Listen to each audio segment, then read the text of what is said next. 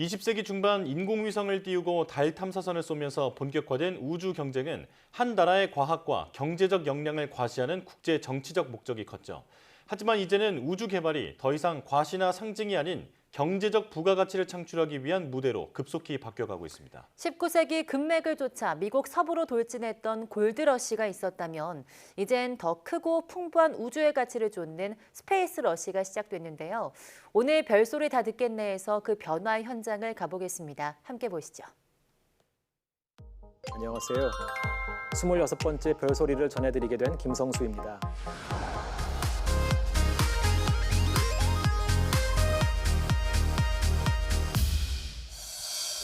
뉴스페이스 시대인 만큼 우주 탐사는 이제 하나의 산업이자 경제가 되고 있는데요. 오늘은 이러한 우주 탐사 경제에 관련된 별소리를 전해드리겠습니다.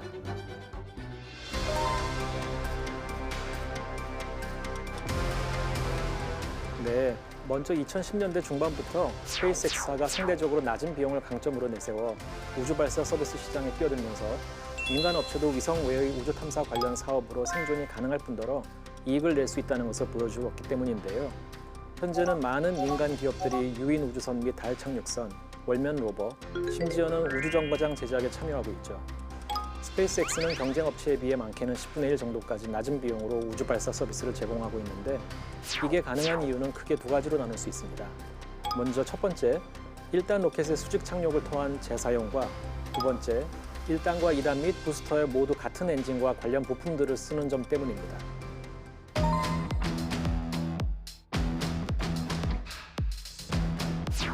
네, 달에는 헬륨-3라는 자원이 풍부한 것으로 알려져 있는데요. 이 헬륨-3는 미래 핵융합 발전 연료의 하나로 고려되고 있습니다. 핵융합은 수소나 헬륨 같은 가벼운 원소를 높은 온도에서 융합시켜 더 무거운 원소로 바꾸면서 그때 나오는 막대한 에너지로 발전을 하는 것인데 현재 해당 기술이 완성되지는 않았습니다. 여기서 가장 반응률이 높은 융합은 크게 세 가지로 나눌 수 있는데요. 먼저 중소소와 삼중수소의 융합, 그리고 두 번째로는 중소소와 중수소의 융합, 세 번째는 중소소와 헬륨-3의 융합이 있습니다. 그런데 이 중 삼중수소는 방사능 물질인데다가 중수소와 중수소의 융합도 삼중수소를 만들어냅니다. 게다가 첫 번째, 두 번째 반응에서는 중성자가 생성되는데 중성자 자체는 방사능 물질이 아니지만 다른 물질에 충돌하여 그 물질을 방사능 물질로 바꿀 수 있죠. 때문에 1번과 2번 반응은 방사능 물질의 차폐와 처리에 따른 사회적, 경제적 문제가 있습니다. 이에 반해 3번 반응은 반응률이 낮아서 더 높은 온도를 필요로 하지만 방사능 문제가 상대적으로 적은 이점이 있죠. 3번 반응을 통한 핵융합 발전이 가능해지는 날이 오면 많은 양의 헬륨-3를 필요하게 될 겁니다. 달 표면에서 헬륨-3의 추출 및 정제 비용은 아직 추측하기 힘들지만 달 표면에서 지구까지 화물을 가지고 오는 비용은 킬로그램당 수천 달러 정도 될 것으로 추산되는데 헬륨-3의 현재 가격이 킬로그램당 2천만 달러인 것을 감안하면 운송 비용은 상대적으로 저렴한 편이 됩니다. 따라서 월면에서의 헬륨-3 채굴 및 정제 기술만 확보된다면 달에 있는 헬륨-3는 상당히 가치가 있는 자원이 될 것입니다. 또 달에 있는 얼음도 아주 중요한 자원이 될 텐데요. 지구에서라면 리튬 이온 전지 등과 같은 2차 전지를 이용하면 되겠지만 무게가 많이 나가기 때문에 달까지 이거를 모두 가져가는 건 비효율적이 되는 거죠. 그래서 달에서 구한 물질을 이용해 에너지를 저장하는 것이 가장 효율적인데요. 이때 달에서 구한 얼음을 녹여 얻은 물을 낮 동안의 태양 전지를 통해 전기 분해하여 수소와 산소로 분리 저장한 후 밤 동안의 수소 연료 전지를 통해 이들을 물로 합성하여 전기를 얻을 수 있는 것입니다. 또한 저장된 수소와 산소는 지구 궤도로 운반돼서 지구 표면에서 발사된 우주선의 연료로도 쓰일 수 있습니다.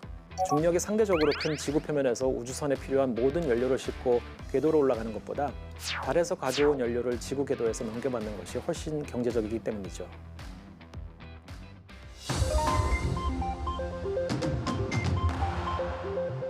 네, 말 그대로 지상도 공중도 아닌 바로 우주에서 로켓이나 우주선, 위성 등이 추진제를 공급받는 걸 말합니다. 지상에서 발사돼서 지구 궤도로 진입하거나 지구 중력장을 빠져나간 로켓은 자기 무게의 90%를 추진자가 차지하는데요. 즉 연료와 산화제가 이 정도를 차지한다는 거죠. 이 추진제의 대부분은 지구 표면에서 수백 킬로미터 고도의 저궤도에 이르는 동안에 쓰게 됩니다. 따라서 달이나 화성과 같이 먼 곳까지 가야 하는 로켓의 경우 지상에서 발사되어 지구 저궤도에 진입했을 때에는 추진제가 얼마 남지 않은 상황이 되며 그 상태로 달이나 화성까지 가게 되면 넉넉지 않은 추진제로 인해 탐사 활동에 큰 제약이 생깁니다. 그러니 이 로켓이 지구 궤도에서 추진제를 재급여 받은 후 달이나 화성으로 향한다면 그곳에서 훨씬 더 많은 일을 할 수 있겠죠. 이러한 우주급유는 스페이스X가 스타쉽 로켓의 개발을 통해 수년 내에 시도하려고 하고 있고 향후 이러한 우주급유는 달 궤도나 화성 궤도에서 일어날 것으로 예측됩니다.